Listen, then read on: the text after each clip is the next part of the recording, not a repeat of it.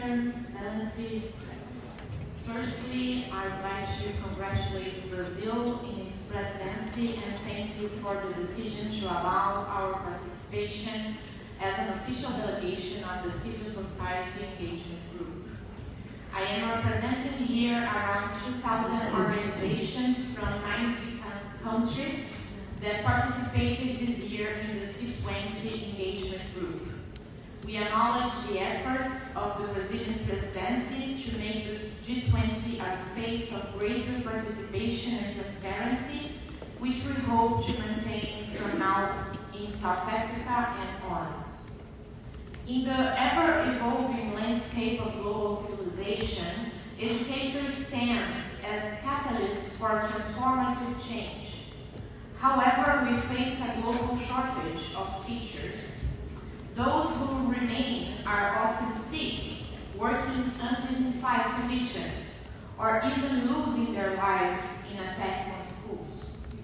Considering this context, the Education and Culture Working Group of C20 recommends that member states first value all education professionals inserted in formal and non-formal education, ensuring working conditions, good infrastructure, and health for education professionals, prioritizing their mental well-being, guaranteeing decent salaries, career and remuneration plans, and promoting international coordination for initial and continuing training.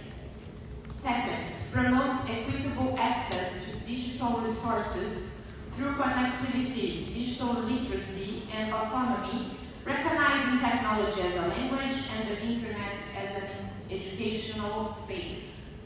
Ensure the ethical, responsible, and critical use of artificial intelligence, as representatives of France, Germany, Norway, and Spain stated here today, with transparency and accountability, prioritizing public platforms and regulation of private sector involvement, and upholding data privacy, security, and protection in the use of technology in education. And three, demilitarize schools and society to foster strong bonds between schools and communities, enhance participatory, inclusive, anti-discriminatory, and democratic management to effectively prevent and address violence in schools, including attacks and shootings. Excellencies, we must center the global governance of education through multilateral mechanisms, ensuring active participation from governments and representative civil society in all matters. Climate justice and sustainability should be infused into our environmental education, fostering climate literacy and resilience, with special attention to vulnerable communities disproportionately affected by climate change, such as indigenous, traditional, and marginalized communities. Finally, promoting tax justice at both domestic and international levels, and actively participating in global negotiations like the UN Tax Convention will secure the necessary resources for education.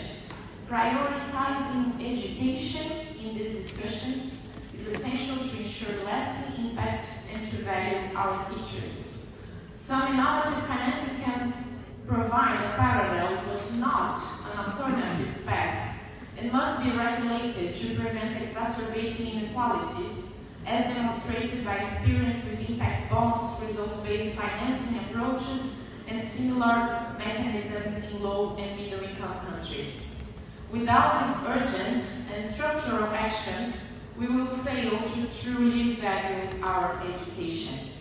This must be part of a broader global strategy that can only be realized with the support and leadership of the G20 nations. Together, we can build a future where education is the cornerstone of sustainable, just, and democratic society. Thank you. Obrigada.